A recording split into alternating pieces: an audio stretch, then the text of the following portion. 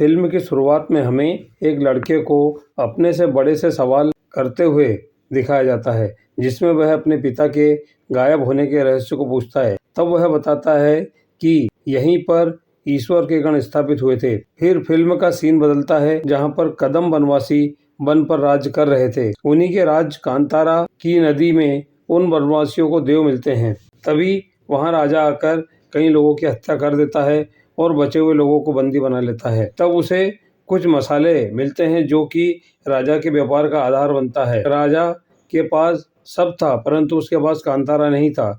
वह कांतारा जाता है, तब उग्र रूप गुलिका देव उसे मार देते हैं और सभी वनवासियों को दर्शन देते हैं। राजा का पुत्र जो कि यह सब देख रहा था, राजशेखर डरते हुए करताल निवासियों के जंगल में पहुंच जाता है और उन्हें उस देवीय शक्ति के बारे में बताता है और उन्हीं की मदद से बांग्ला का राजा बन जाता है। उसी समय कांतारा में एक बच्चे का जन्म होता है, जिसका नाम भैरवी रखा जाता है। राजशेखर को एक पुत्र एवं एक पुत्री होते हैं। पुत्र स्वस्थ होता है, लेकिन पुत्री के हाथ पैर काम नहीं कर रहे होते हैं।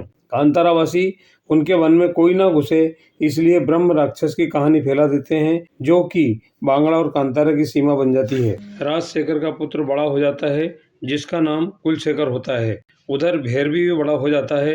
भैरवी जो कि कांतारावासी होता है, व्यापार के लिए बांग्ला जाता है। बांग्ला राज्य को कांतारा से डर और नफरत दोनों ही थी।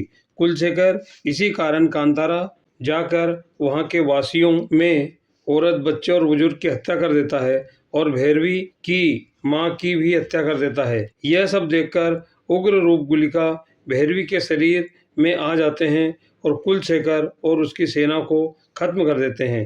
राजशेखर सब जानता था और उसकी पुत्री कनकवती पहले से ही कांतारा पर राज करना चाहती थी। वह करताल निवासियों की तंत्र विद्या की मदद से कांतारा में देवों को कांतारावासियों से ही बांग्ला बुलवाते हैं।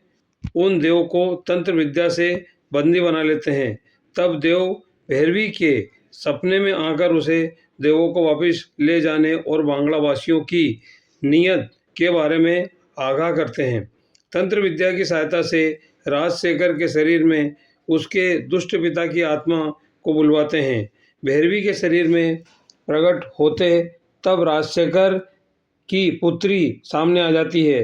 तब गुलिका की बहन प्रकट होती है, जो कि सभी का वध कर देती है। इसी के साथ कांतारावासी अपने देवों को पुनः अपने स्थान पर ले जा पाते हैं।